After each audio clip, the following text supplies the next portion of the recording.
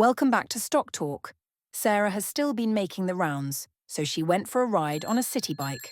Yes, she was kind enough to appear on Chrissy City Bike Meyer's failing YouTube channel.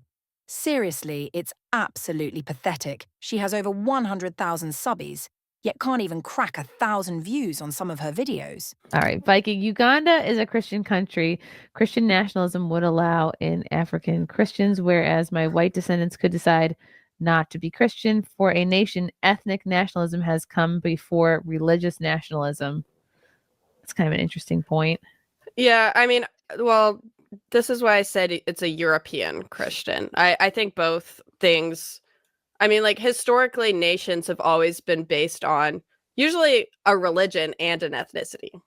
Okay, well, this is proof positive that Sarah is a white nationalist. She is agreeing that America should be a white European country. As I've said before, if you believe that America needs to have a white demographic that is dominant over the other demos, then you are a white nationalist.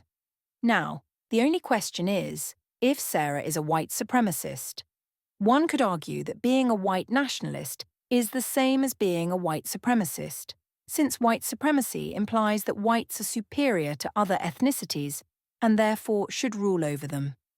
However, I think wanting a white-dominated society doesn't necessarily mean one believes the white race is intrinsically better than other races. If you haven't noticed, Sarah has been very careful in how she's phrasing her beliefs.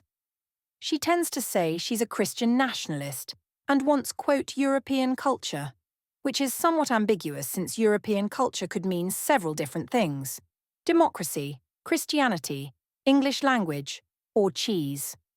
So it's nice to see she finally made a clear-cut admission that she agrees America needs to be dominated by white Europeans. So the question I have now is if Sarah would be in favor of the forced removal of non-whites Hispanics in order to maintain a white majority demographic in America. Usually it's been both. Like, you wouldn't usually have like a bunch of religions and one ethnicity either. So, obviously it's not like in America we're gonna like kick out everyone who's not white, and like, even, and I would say even like African Americans are like, they're in a way like Native Americans too. They've been here for hundreds of years. They're like deeply embedded in our culture and everything.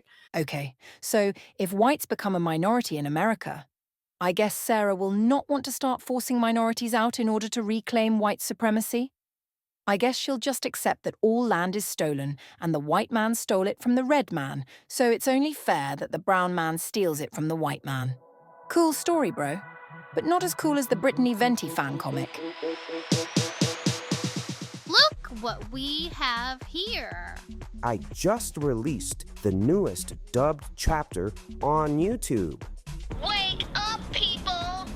Hentai has stolen your dreams. Brittany stages a protest against hentai, but she earns the ire of a corporate zombie bozos. What are you all doing by the window? Sit down so we can go over the earnings report. It's that Brittany girl. She's spreading hatred. Hatred for hentai. Why hasn't she been canceled? Who hires an assassin to cancel Brittany? Diesler? The shape-shifting assassin? Yes, indeed. How is Brittany gonna get out of this one? Ow, fuck. It's an edgy satire with tons of Brittany Venti references and some other familiar faces.